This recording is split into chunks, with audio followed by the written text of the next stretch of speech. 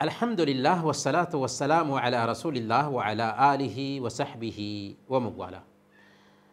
پیارے بھائیوں اور دینی بہنوں، السلام علیکم ورحمۃ اللہ وبرکاتہ۔ کہ اگر کوئی آدمی مزار پر اس لیے جاتا ہے تاکہ مردے کو وسیلہ بناتے ہوئے اس سے مانگے، اس سے مدد طلب کرے، اس کو نفع و نقصان کا مالک سمجھے، تو یہ شرک اکبر ہے اور یہ عمل اسلام سے نکال دینے والا ہے۔ یہ بات نوٹ کیجئے کہ اللہ کے نبی صلی اللہ علیہ وسلم کے زمانے میں جو کفار و مشرکین تھے، ان کا عقیدہ کیا تھا؟ یہاں تک کہ انہوں نے خانہ کعبہ میں حضرت ابراہیم اور حضرت اسماعیل کی مورتیاں بھی سجا رکھی تھیں، اور ان کے تعلق سے وہ یہ عقیدہ رکھتے تھے کہ یہ ہم کو اللہ تک پہنچائیں گے۔ سورہ یونس آیت نمبر 18 میں اللہ ان کے عقیدہ کو بیان فرماتا ہے، وَيَعْبُدُونَ مِن دُونِ اللَّهِ مَا لَا يَضُرُّهُمْ وَلَا يَنْفَعُهُمْ وَيَقُولُونَ هَؤُلَاءِ شُفَعَاؤُنَا عِندَ اللَّهِ، کہ وہ ایسے لوگوں کی پوجا کرتے ہیں جو نہ ان کو نفع پہنچا سکیں اور نہ نقصان پہنچا سکیں، اور وہ کہتے ہیں کہ یہ اللہ کے پاس ہمارے سفارشی ہیں۔ اسی طرح اللہ تعالیٰ نے سورہ زمر آیت نمبر 3 میں فرمایا، مَا نَعْبُدُهُمْ إِلَّا لِيُقَرِّبُونَ إِلَى اللَّهِ زُلْفَىٰ۔ ان کا عقیدہ بیان کیا اللہ نے کہ ہم ان کی عبادت صرف اس لیے کرتے ہیں، ان کے لیے کچھ کام خاص اس لیے کرتے ہیں کہ وہ ہم کو اللہ تک پہنچا دیں گے۔ تو اگر اس عقیدے کے ساتھ کوئی آدمی درگاہ پر جاتا ہے تو بہرحال وہ شرک اکبر کا ارتکاب کرتا ہے، اور یہ ایسا عمل ہے جسے اللہ تعالیٰ معاف قطعاً نہیں کرے گا۔ اس لیے ہمیں اپنے عقیدہ کے حوالے سے نہایت ہی سنجیدہ ہونے کی ضرورت ہے۔ اور میں یہاں پر تفصیل میں جانے کی بجائے صرف یہ بتاؤں گا کہ اسلام نے شرک سے ہی منع نہیں کیا ہے، بلکہ شرک تک پہنچانے والے جو کام ہو سکتے تھے ان سارے کاموں سے بھی منع کر دیا، ان سارے کاموں کو بھی حرام ٹھہرایا، تاکہ ایک مسلمان شرک کا ارتکاب نہ کر بیٹھے۔ اب دیکھیں نا، شروع اسلام میں قبروں کی زیارت سے روکا گیا تھا، بعد میں اجازت دی گئی اور حکمت بھی بتائی گئی۔ صحیح مسلم کی روایت ہے، اللہ کے نبی صلی اللہ علیہ وسلم نے ارشاد فرمایا، كنت نہیتکم عن زیارت القبور فزوروها فإنها تذکر الآخرہ، کہ ہم نے تمہیں قبروں کی زیارت سے منع کیا تھا، لہذا اب تم قبروں کی زیارت کر سکتے ہو، کیونکہ اس کی وجہ سے آخرت کی یاد آتی ہے۔ تو قبر کی زیارت کا ایک مقصد یہ ہے کہ ہم قبر کی زیارت کرنے کے لیے جائیں گے تو ہمیں بھی احساس ہوگا کہ جیسے یہ مردے آج قبر میں ہیں، ویسے ہی ہم بھی مر کر کے اسی قبر میں آنے والے ہیں۔ دوسرے نمبر پر قبروں کی زیارت کا فائدہ یہ ہے کہ ہم مردوں کے لیے دعا کر سکیں۔ تو مردوں کے لیے دعا کرنے کے لیے قبروں کی زیارت کرنے کی گنجائش پائی جاتی ہے، بلکہ قبروں کی زیارت کرنے کے لیے جانا چاہیے تاکہ ہم اپنے مردوں کے لیے دعا کر سکیں۔ دوسرے نمبر پر دیکھیے کہ قبروں کی زیارت کے لیے اسلام نے کوچ کرنے کو بھی حرام ٹھہرایا۔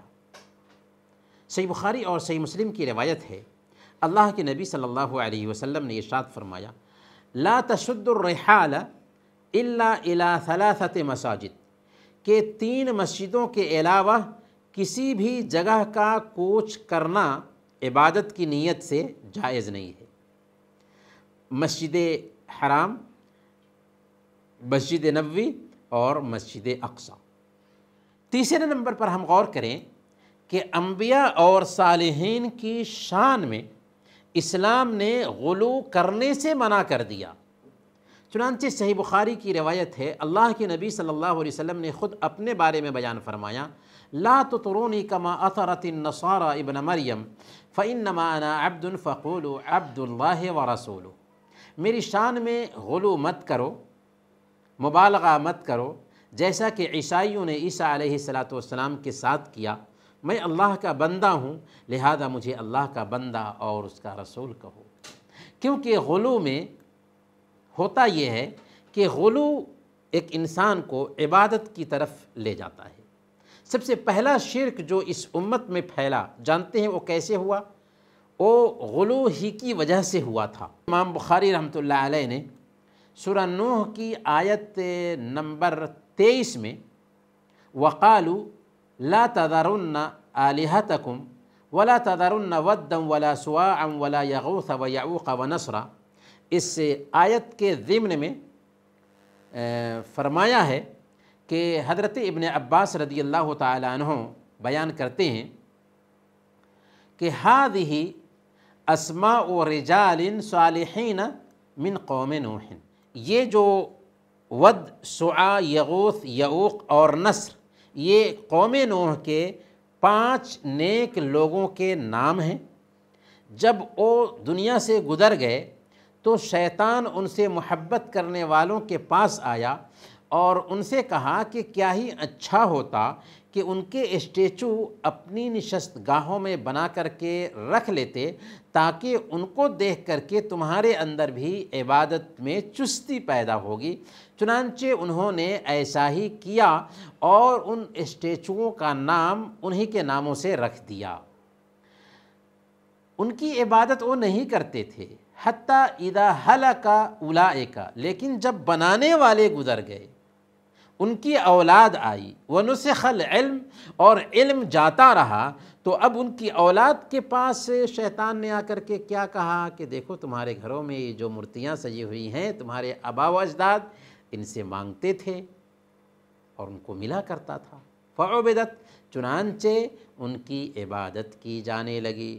تب اللہ تعالیٰ نے شرک کے پھیلنے کے بعد حضرت نوح علیہ السلام کو اس دھرتی پر بھیجا، جبکہ نوح علیہ السلام سے پہلے 10 صدیاں ایسی گزری ہیں جو توحید پر تھیں۔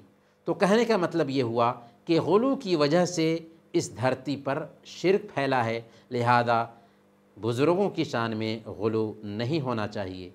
چوتھے نمبر پر قبروں کو سجدہ گاہ بنانے سے ہماری شریعت نے منع کیا۔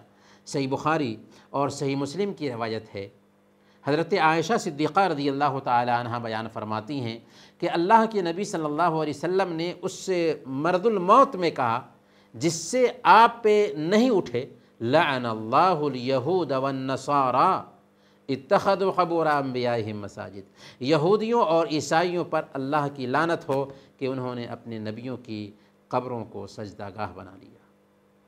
عائشہ رضی اللہ تعالی عنہ کہتی ہیں، لولا ذلك لأبرز قبره غیر انہ خشی ان یتخذ مسجدا، اگر اللہ کے نبی صلی اللہ علیہ وسلم کو یہ ڈر نہ ہوتا کہ ایسا نہ ہو کہ میری امت بھی میری قبر کو سجدہ گاہ بنا لے، تو آپ کو بھی کھلی جگہ پر دفن کیا جاتا، لیکن آپ کو ڈر تھا کہ میری امت بھی میری قبر کو سجدہ گاہ بنا لے گی، اس لیے آپ کو آپ کے گھر میں دفن کیا گیا۔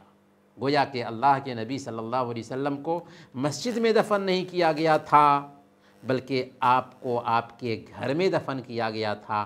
بعد میں ولید بن عبد الملک نے اس حصے کو بھی مسجد کے احاطہ میں شامل کر دیا، لیکن ابھی تک چوہدی ہے، جس سے پتہ یہ چلتا ہے کہ اللہ کے نبی صلی اللہ علیہ وسلم کی جو قبر ہے وہ مسجد کا حصہ نہیں ہے۔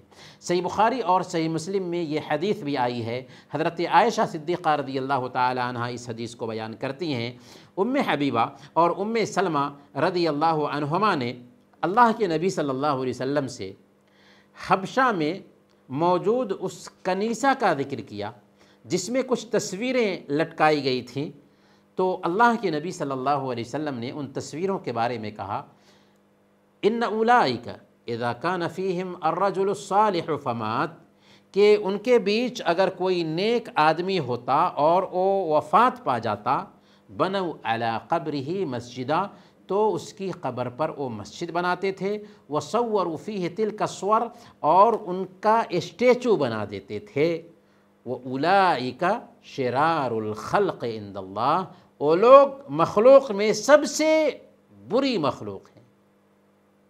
کیوں بھائی؟ اس لیے کہ انہوں نے نیک لوگوں کا اسٹیچو بنایا تھا۔ صحیح مسلم کی روایت ہے، اللہ کے نبی صلی اللہ علیہ وسلم نے ارشاد فرمایا الا وان من کان قبلکم کانوا یتخذون قبور انبیائہم وصالحیہم مساجد، کہ تم سے پہلے جو لوگ گزرے ہیں وہ اپنے نبیوں اور نیک لوگوں کی قبروں کو سجدہ گاہ بنا لیتے تھے۔ الا فلا تتخذوا القبور مساجد انی انہاکم عن ذلک، سن لو کہ تم قبروں کو سجدہ گاہ مت بنانا، میں تمہیں اس سے منع کرتا ہوں۔ یہ جو احادیث ہیں جن میں قبروں کو سجدہ گاہ بنانے سے منع کیا گیا ہے، آخر کیوں منع کیا گیا؟ کبھی ہم نے سوچا؟ اس لیے کہ تاکہ اہل کتاب کی مخالفت ہو سکے اور کہ ان کی مشابہت سے بچا جا سکے، تاکہ بت پرستوں کے طریقے سے بچا جا سکے جو اینٹ پتھر کی مورتیوں کی پوجا کرتے ہیں۔ اسی لیے ہمارے اسلام نے سورج نکلتے وقت اور سورج ڈوبتے وقت نماز پڑھنے سے منع کیا، کیونکہ مشرکین اس وقت سورج کو سجدہ کرتے ہیں، اور اللہ کے نبی صلی اللہ علیہ وسلم نے صحیح مسلم کی روایت کے مطابق اس کی حکمت بھی بیان کر دی، وَحِينَئِذٍ يَسْجُدُ لَهَا الْكُفَّارُ، کہ اس وقت کفار سجدہ کرتے ہیں سورج کو، اس لیے سورج جب نکل رہا ہو، سورج جب ڈوب رہا ہو تو اس وقت نماز پڑھنا منع ہے۔ قبروں کو سجدہ گاہ بنانے سے اس لیے بھی منع کیا تاکہ توحید کو خالص کیا جائے صرف اللہ کے لیے، اور انسان کا تعلق اللہ کے علاوہ کسی اور سے نہ بنے۔ ایک آدمی آتا ہے اللہ کے نبی صلی اللہ علیہ وسلم کے پاس اور کہتا ہے ما شاء اللہ و شئت، جو اللہ چاہے اور آپ چاہیں۔ اللہ کے نبی صلی اللہ علیہ وسلم کہتے ہیں اجعلتنی للہ ندا قل ما شاء اللہ وحدہ، تو نے مجھے اللہ کے برابر کر دیا۔ کیا کہا تھا اس بندے نے؟ صرف یہی کہنا تھا کہ جو اللہ چاہے اور آپ چاہیں۔ اللہ کی ذات الگ ہے، نبی صلی اللہ علیہ وسلم کی ذات الگ ہے، لیکن آپ نے کہا کہ تو نے اللہ کے ساتھ مجھے برابر کر دیا۔ کہو صرف اللہ چاہے۔ ہاں، اس بات کی گنجائش ہے کہ کوئی کہے اگر اللہ چاہے پھر آپ چاہیں۔ 5ویں نمبر پر قبروں پر عمارت بنانے سے بھی ہماری شریعت نے منع کیا، قبروں کو چونا گچ کرنے سے بھی منع کیا، ان پر لکھنے سے بھی منع کیا۔ یہ سب شرک کے وسائل ہیں تاکہ شرک سے بچا جا سکے۔ مسند ابو یعلا کی روایت ہے، ابو سعید خدری رضی اللہ تعالیٰ عنہ بیان فرماتے ہیں ان رسول اللہ صلی اللہ علیہ وسلم نہا ان یبنى علی القبور وان یقعد علیہا او یصلی علیہا، کہ اللہ کے نبی صلی اللہ علیہ وسلم نے قبروں پر عمارت بنانے سے منع کیا، قبروں پر بیٹھنے سے منع کیا، اور قبروں پر نماز پڑھنے سے منع کیا۔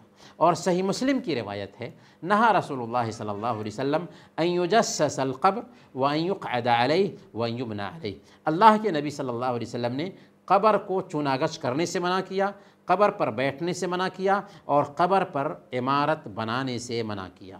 اسی طریقے سے سلیمان بن موسیٰ کی روایت میں یہ اضافہ بھی ہے کہ وَأَن يُكْتَبَ عَلَيْهِ، کہ قبر پر لکھا جائے، اس سے بھی منع کیا۔ اس کی سند کو شیخ ابن باز رحمۃ اللہ علیہ نے مجموع الفتاویٰ میں اور شیخ البانی نے احکام الجنائز میں بھی صحیح مسلم کی شرط پر صحیح قرار دیا ہے۔ 6 نمبر پر قبروں پر بیٹھنے سے بھی منع کیا۔ صحیح مسلم کی روایت ہے، حضرت ابو ہریرہ رضی اللہ تعالیٰ عنہ بیان فرماتے ہیں کہ اللہ کے نبی صلی اللہ علیہ وسلم نے ارشاد فرمایا لَأَن يَجْلِسَ أَحَدُكُمْ عَلَى جَمْرَةٍ فَتَحْرِقَ ثِيَابَهُ فَتُخْلِصَ إِلَى جِلْدِهِ خَيْرٌ لَهُ مِنْ أَن يَجْلِسَ عَلَى قَبْرٍ، کہ تم میں سے کوئی آدمی آگ کی چنگاری پر بیٹھے یہاں تک کہ وہ اس کے کپڑے کو جلا کر کے جلد تک پہنچ جائے، یہ اس کے لیے اس سے بہتر ہے کہ وہ قبر پر بیٹھے گا۔ 7ویں نمبر پر قبروں پر چراغاں کرنے سے بھی منع کیا۔ مسند احمد کی روایت ہے اور سنن ترمذی کی بھی یہ روایت ہے، اور امام ترمذی نے اسے حسن قرار دیا ہے۔ لعن رسول اللہ صلی اللہ علیہ وسلم زائرات القبور، اللہ کے نبی صلی اللہ علیہ وسلم نے قبروں کی زیارت کرنے والی عورتوں پہ لعنت بھیجا، والمتخذین علیہ المساجد والسرج، اور قبروں کو سجدہ گاہ بنانے اور قبروں پر چراغاں کرنے والوں پہ بھی لعنت بھیجا۔ اسی طریقے سے 8ویں نمبر پر قبروں پر عرس لگانے سے بھی ہماری شریعت نے منع کیا۔ اور مسند احمد اور سنن ابی داؤد کی روایت ہے، اللہ کے نبی صلی اللہ علیہ وسلم نے بیان فرمایا لا تتخذوا قبری عیدا، میری قبر کو عید کی جگہ مت بنانا۔ یہ جو تفصیلات ذکر کی گئی ہیں جن میں اللہ کے نبی صلی اللہ علیہ وسلم شرک تک پہنچانے والے وسائل سے بھی ہمیں روک رہے ہیں، صرف اس لیے تاکہ مردے کو ہی مشکل کشا نہ سمجھ لیا جائے، مردے کو ہی وسیلہ نہ مانا جائے، مردے کو ہی اللہ رب العالمین تک پہنچانے کا سبب نہ سمجھا جائے۔ یاد رکھیں، اگر کوئی آدمی اس عقیدے سے درگاہ پر جاتا ہے کہ مردے اس کو نفع پہنچائیں گے، اس کے نقصان کو دور کر دیں گے، تو یاد رکھیں یہ شرک ہے جس کی معافی نہیں، اور اللہ تعالی ہم سب کو شرک سے بچائے۔ آمین۔ وصلی اللہ علی نبینا محمد وعلی آلہ وصحبہ اجمعین۔